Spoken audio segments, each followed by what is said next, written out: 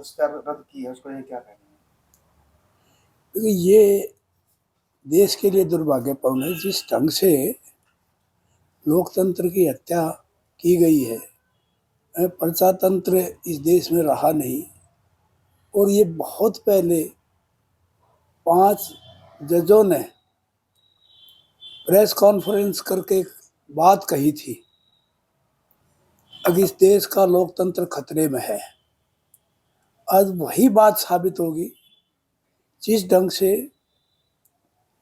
ये केंद्र की सरकार, मोदी की सरकार, कुछ व्यक्तियों को लाभ पहुंचाने के लिए ये राहुल गांधी की सदस्यता को रद्द किया है, जिस ढंग से ये कार्रवाई की है, ये एक अघोषित इमरजेंसी की तरह काम कर रही है ये सरकार। और जो भी संविधान में स्वतंत्र इदारे थे, जो इंडिपेंडेंट बॉडीज थी, उन पर लगाम लगाकर उनको जो है लोकतंत्र को जो है खत्म करने का काम किया जा रहा है। और ये देश के लिए आने वाले समय के लिए दुर्भाग्यपूर्ण है। आज देश में तानाशाही सरकार है। जो आदेश, एक आदमी के आदेश हिटलर शाही की तरफ बढ़ रहा है देश, और एक व्यक्ति का आदेश जो है इस देश में लागू होता है। आम आदमी को बोलने की आज़ादी नहीं है। आम आदमी अपनी बात नहीं कह सकता।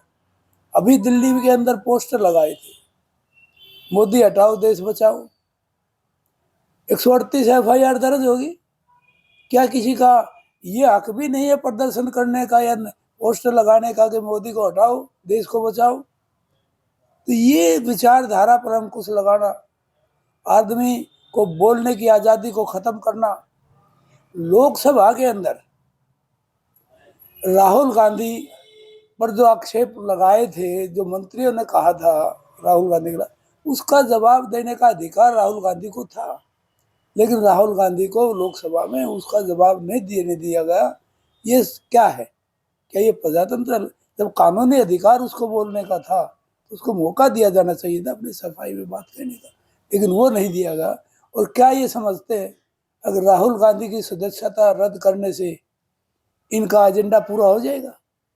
इनका एजेंडा देश में नफरत फैलाने, द्वेष पैदा करना, जाति पाति का भेदभाव, धर्म का भेदभाव, ये राजनीति करके देश को बर्बाद किया जा रहा है। देश ऊपर नहीं उठ रहा। आज देश अर्थव्यवस्था में साफ हो चुका है। आज देश में कोई वो नहीं है, असमानता है। आज समानता का इंडेक्स देश में हुआ है, भुखमरी का इंडेक्स बढ़ा है। जो स्वतंत्रता, प्रेस की आज़ादी का इंडेक्स जो है उसमें कमी आई है।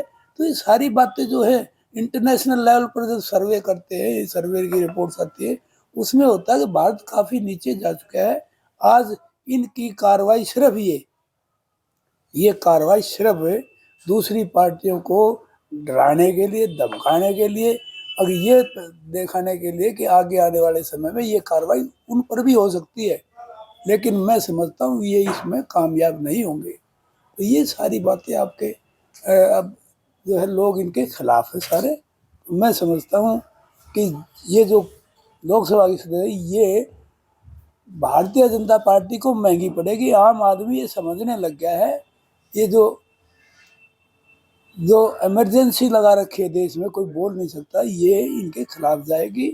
अंबेडकर के जितने सिद्धांत हैं, चाहे वो इलेक्शन कमीशन की बात हो, इलेक्शन कमीशन पर भी लोगों की आस्था नहीं रही है। जो इंडिपेंडेंट बॉडी थी, इसको भी अपने कब्जे में लिया हुआ है।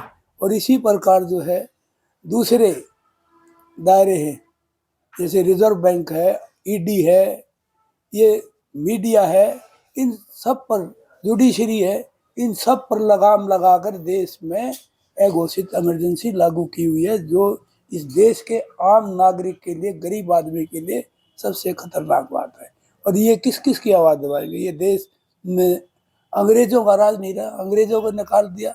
ये काले अंग्रेज जो अब ये इस तरीके के कानून ला गए लोगों को दबाना चाहते हैं, वो इसमें कामयाब नहीं होंगे। साहब, हरियाणा में बेमौसमी बारिश से काफ़ी फसलें खराब हुई। स्पेशल गिरदावरी के आदेश अभी तक नहीं आए।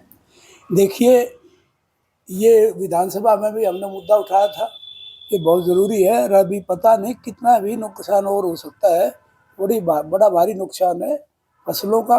और इसमें जो है ना, ये 25% का दायरा ना रख के बाकायदा सबका जो है ना, जितनी जय परसेंट जिसकी हुई है, जिसकी 20% हुई उसको भी मुआवजा देना चाहिए।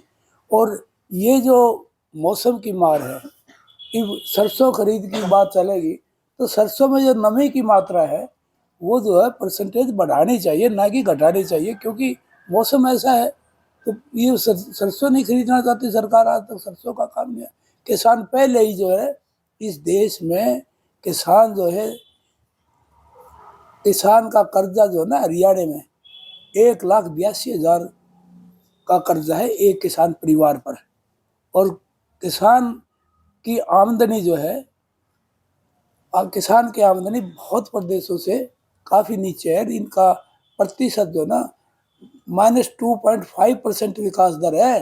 पंजाब की 3% है, इसकी -2.5% इसका विकास दर है हरियाणा के किसान की।